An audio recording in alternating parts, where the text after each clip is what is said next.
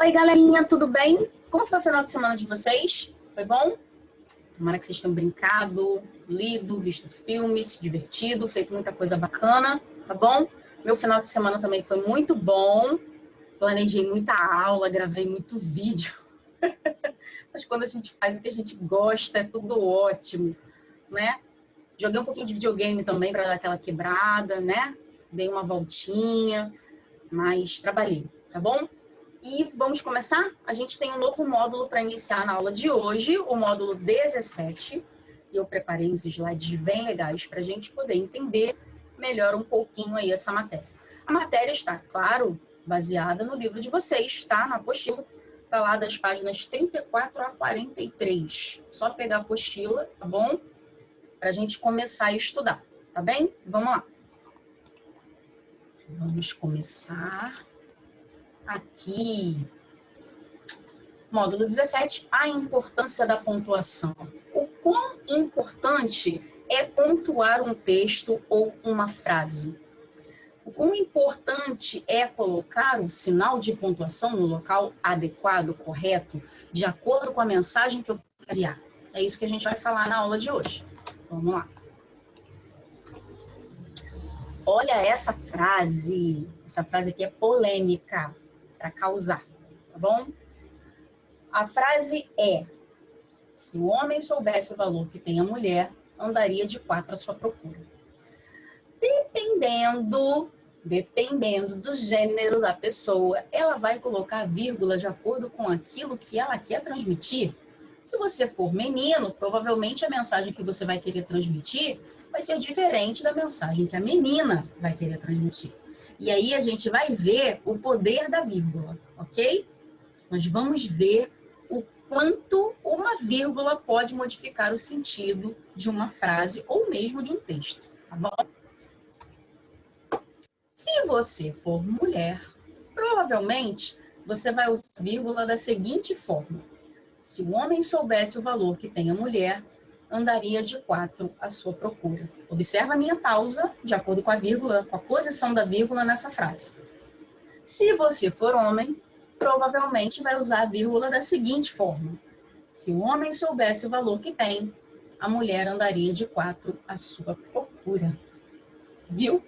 Uma vírgulazinha, um sinalzinho, um pontinho vermelho ali na tela de vocês, que deu dois sentidos completamente diferentes ao mesmo enunciado.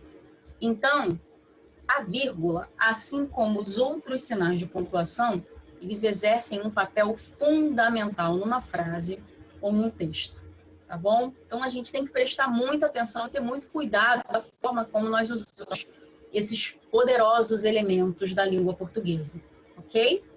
Uma coisa bem legal da gente saber é que o sinal de pontuação, ele não é só usado para uma pausa, né, para indicar uma lista, para indicar a fala de alguém, mas ele também pode ser usado para transmitir emoções numa frase ou num texto, tá? Eu posso exclamar alguma coisa, eu posso demonstrar dúvida, eu posso demonstrar dor, tá bom? Tudo através do ponto, do sinal de pontuação, um ponto de exclamação, um ponto de interrogação, ok? Vamos ver? Eu coloquei aqui de maneira bem resumida para vocês o significado, né? Para que são usados cada sinal de pontuação, né? Para que eles são usados? Qual é a função deles numa frase, né? Ou num texto, ou num período, ou numa oração? Qual é a função dele? O ponto final possui várias funções. Marca pausas no enunciado, apesar de estarem na mesma oração. O ponto e vírgula indica dúvidas ou hesitação. Ponto de interrogação, isolar palavras ou expressões e indicar uma citação direta. Parênteses, indicar o final de uma frase declarativa. Vírgula, indica a fala de personagens e antecede uma listagem. Reticências, usado quando se mostra sentimento de susto, alegria, grito ou espanto. Aspas, indica o início da fala de um personagem. 2 pontos, utiliza-se para separar os itens de uma sequência de outros itens. Ponto de exclamação, usado quando se está escrevendo uma pergunta. E travessão, isolar palavras, frases intercaladas de caráter explicativo e datas. Não é nada disso. professora, você está louca, professora? Que isso? Claro que não. O que eu quero que você faça agora? Essas definições, você já conhece, tá? Vocês já estudaram isso. Nós hoje estamos relembrando pontos que vocês estudaram. Se você não estudou, você vai lembrar hoje. É nessa aula aqui que você vai lembrar, tá bom? O que eu quero que você faça agora?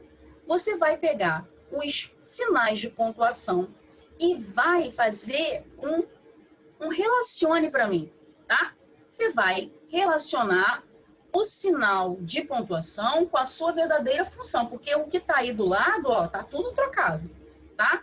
Eu quero que você encontre a verdadeira função do ponto e vírgula, a verdadeira função das reticências, a verdadeira função da vírgula e assim sucessivamente, ok? Eu vou te dar aí uns minutinhos para você poder fazer isso rapidinho, tá? Rapidinho você vai fazer. É só olhar o sinal de pontuação e procurar qual é a definição que se encaixa para ele aí. Vamos lá? Rapidinho. A gente já volta.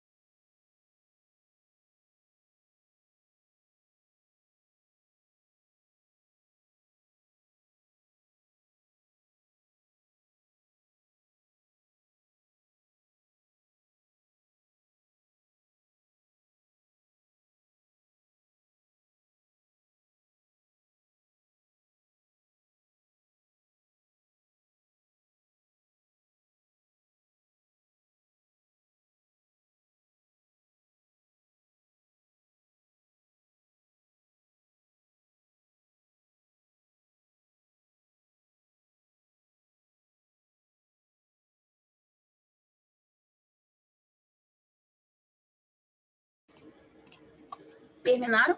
Se você não terminou, dá pausa no vídeo para você acabar, tá bom? E o que você vai fazer? Você vai tirar uma foto disso que você fez aí, dessa associação, e você vai mandar para mim, tá bom? Essa atividade vai ser pontuada, então não deixe de mandar para mim pelo plural, ou pelo Google Classroom, tá? Pode mandar pelo meu e-mail também, vocês sempre mandam, né, atividades por lá, não tem problema, pode mandar para mim por lá também, ok? Combinado? Então tá, vou ficar esperando vocês me mandar, tá? Eu quero que vocês deem uma olhada agora na apostila de vocês, na página 34.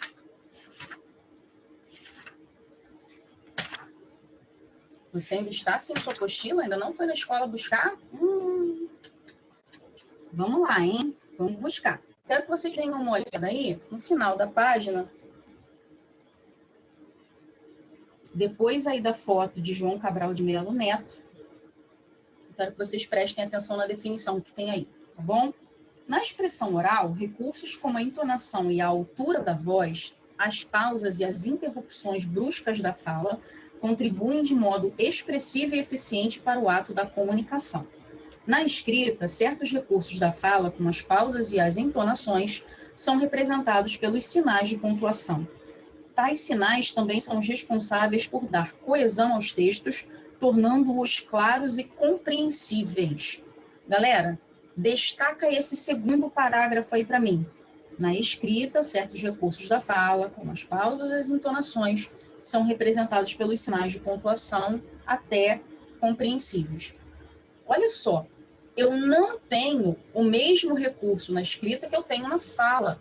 Quando eu converso com vocês, né, quando a gente está no meio de uma roda de amigos, a maneira que nós temos de nos expressar, de entonar a nossa voz, mostrando isso com expressões faciais e expressões corporais, não aparece num texto, não aparece, de repente, na página de um livro. Então, se você não coloca sinais de pontuação para indicar determinadas situações, pausas, emoções, o seu texto fica morto. Ele não ganha vida, ele não ganha as ideias que ele precisa ganhar. Você, como autor, deixa de apresentar as suas intenções com relação ao texto, tá bom? Bom, nós temos um poema aqui em cima, e se vocês analisarem o poema, a gente vai compreender que, segundo o eu lírico, a voz que falta no poema, o ser humano é responsável por pontuar a própria vida, ou seja, por defini-la.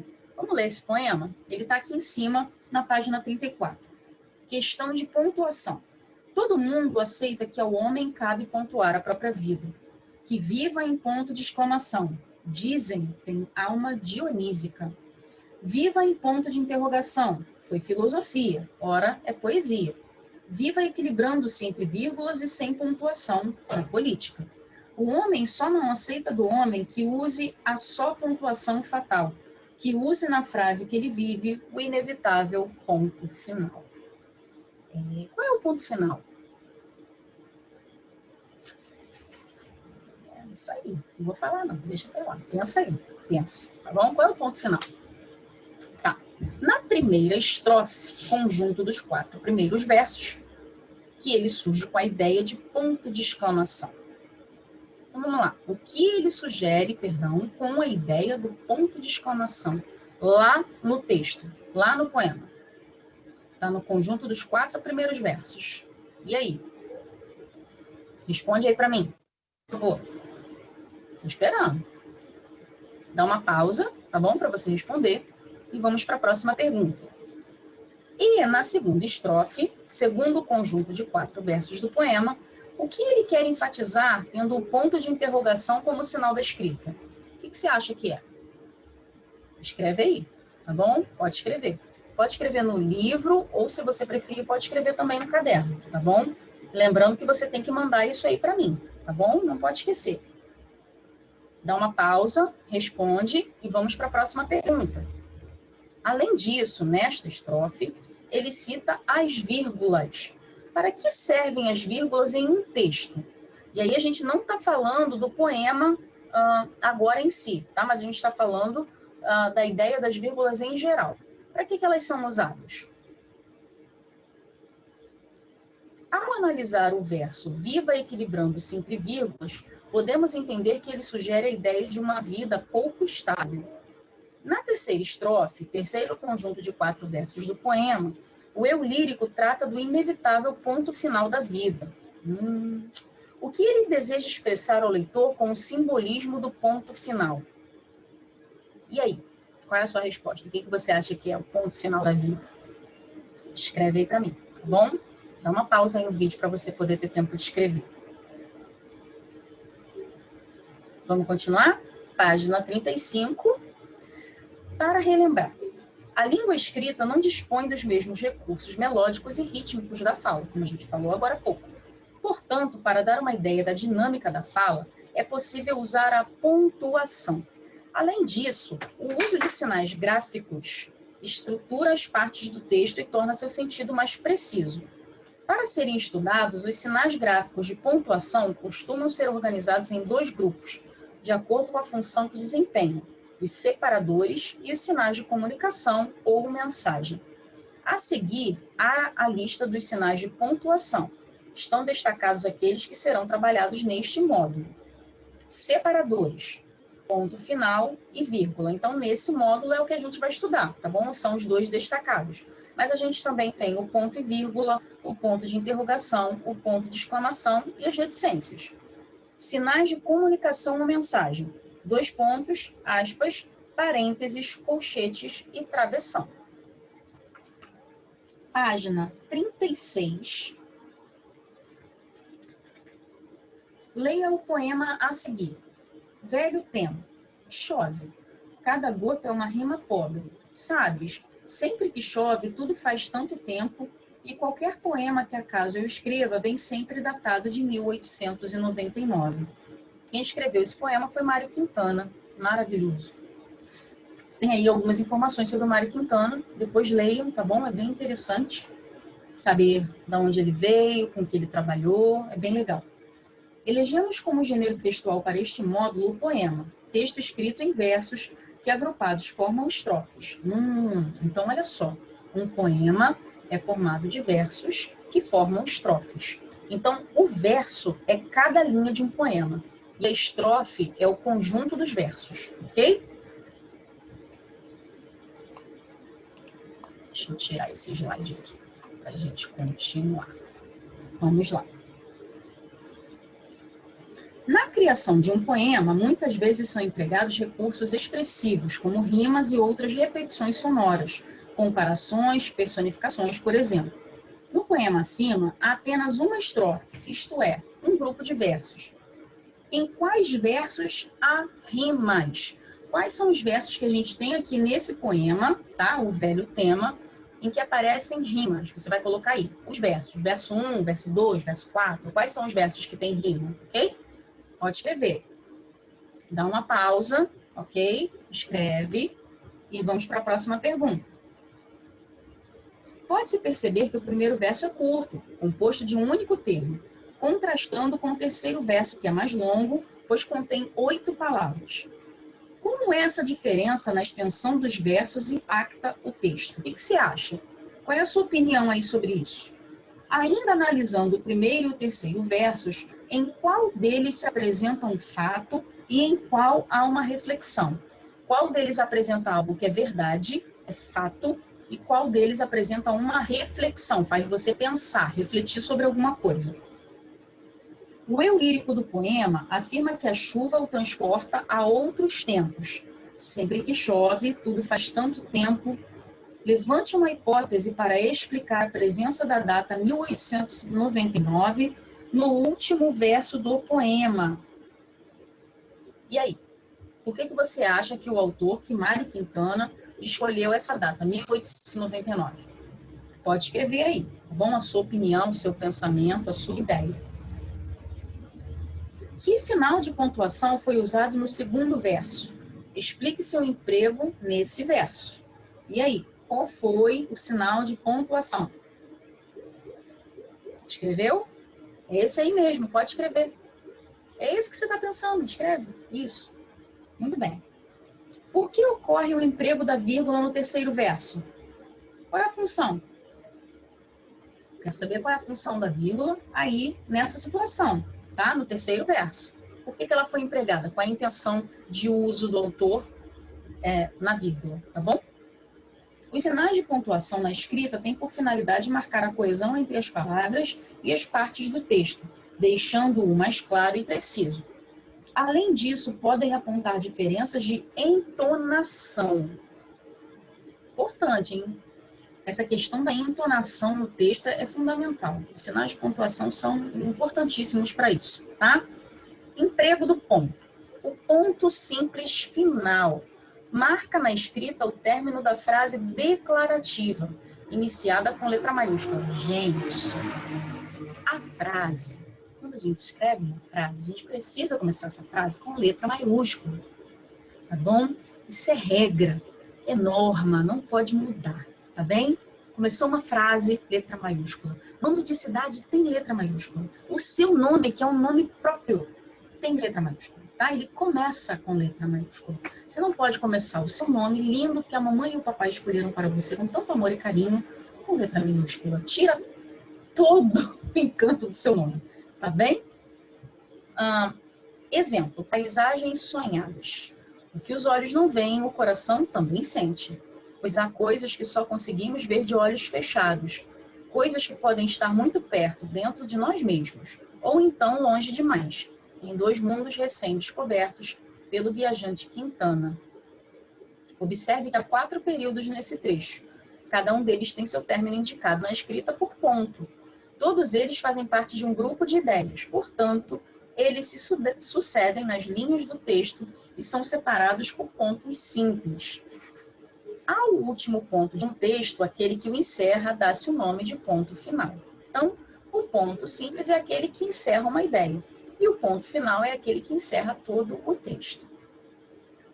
O ponto também é usado para indicar na escrita a passagem de um grupo de ideias a outro em um mesmo texto.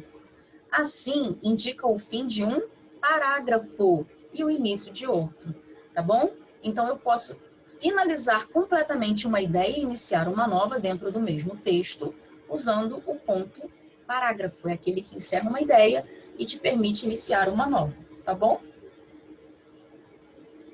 No grupo de ideias finalizado, deixe-se o restante da linha em branco para que o grupo de ideias seguinte seja iniciado na linha abaixo, com o espaço entre a margem e a letra maiúscula inicial no novo período, ou com um distanciamento maior entre as linhas, marcando assim um novo grupo de ideias organizado em períodos.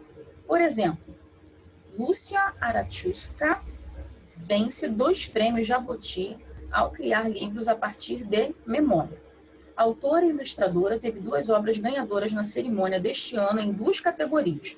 Presta atenção que quando esse texto começa, ele é iniciado com uma certa distância da margem, tá? A primeira palavra, no, ela não está logo no início da margem, ela tem um espaço da margem. Isso aí é parágrafo, tá bom? No chão de terra do sítio Assari. A avó de Lúcia Aratiuska costumava se sentar com a neta e fazer a poeira ganhar os contornos de peixes, até surgirem nadadeiras e escamas terrosas.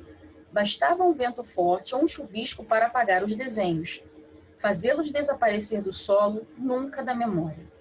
Mais de 50 anos após aquele início de década de 1960, Aratiuska deixou de ser a neta de imigrantes que só falava japonês e vivia na zona rural de Duartina, cidade a cerca de 370 quilômetros da capital São Paulo, para se tornar uma das principais autoras e ilustradoras de livros para crianças e jovens do país. Olha aí, eu tenho tanto lá no primeiro parágrafo, no chão de terra do sítio, quanto no segundo, mais de 50 anos após.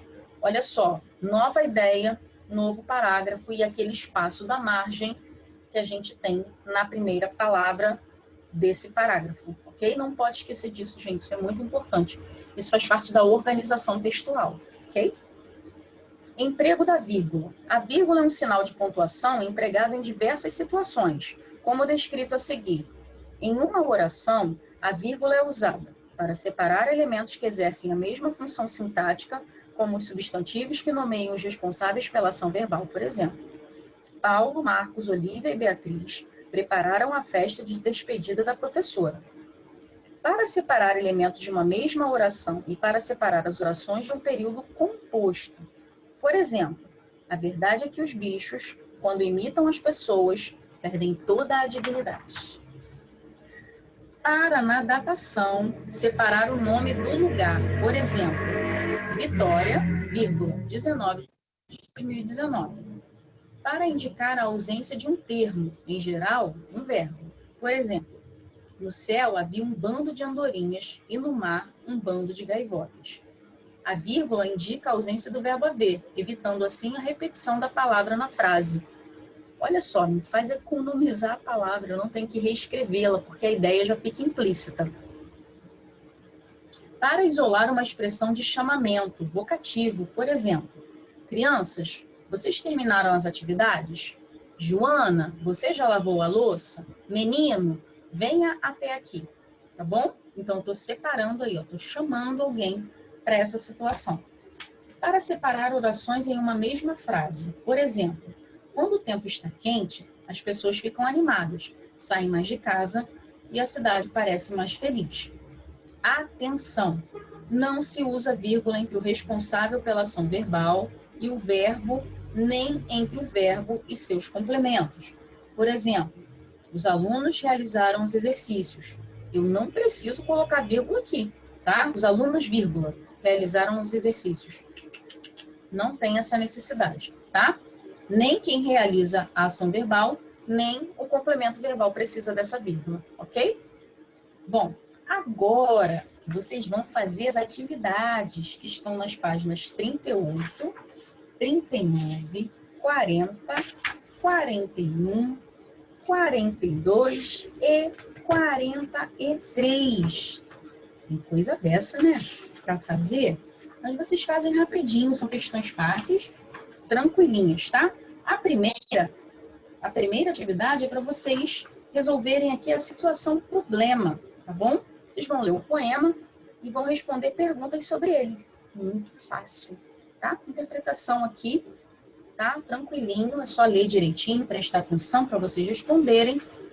E logo em seguida vocês têm aí o praticando aprendizado, que é para a gente fixar essa questão de pontuação, tá? Nós falamos exclusivamente nesse módulo aqui sobre o ponto e a vírgula, tá bem? Então, é o que vocês vão fazer aqui. Vocês vão focar nessas atividades em relação a esses dois sinais de pontuação, ok? Tá muito tranquilo. Vocês vão ler alguns poemas aqui também, são poemas bem bonitos, bem legais, tá? Eu gosto muito de poesia. Se vocês também curtem, tenho certeza que vocês vão gostar muito disso aqui. E quando a gente fala de poesia, a gente não fala só de coisa romântica, não, tá? De romance, de amor entre homem e mulher, né? Não. Quando a gente fala de poema, a gente fala da vida, a gente fala da natureza, a gente fala de um monte de coisa que é muito legal, tá? Então, poesia não está ligada só a romance, tá bem? Está ligada a tudo. A poesia, as coisas que estão à nossa volta, tá bom? É isso. Galerinha, prestem atenção, façam tudo com bastante atenção. Quando terminar, vocês vão tirar aquela foto linda, bem clara, tá bom? Que eu consiga ler todo o conteúdo, ela tem que estar nítida, tá bem? Vocês vão mandar para mim lá no plural, ou vocês vão mandar para mim no Google Classroom, ok? Vai ter uma atividade anexada para que vocês acrescentem aí as respostas e as suas atividades através de fotos.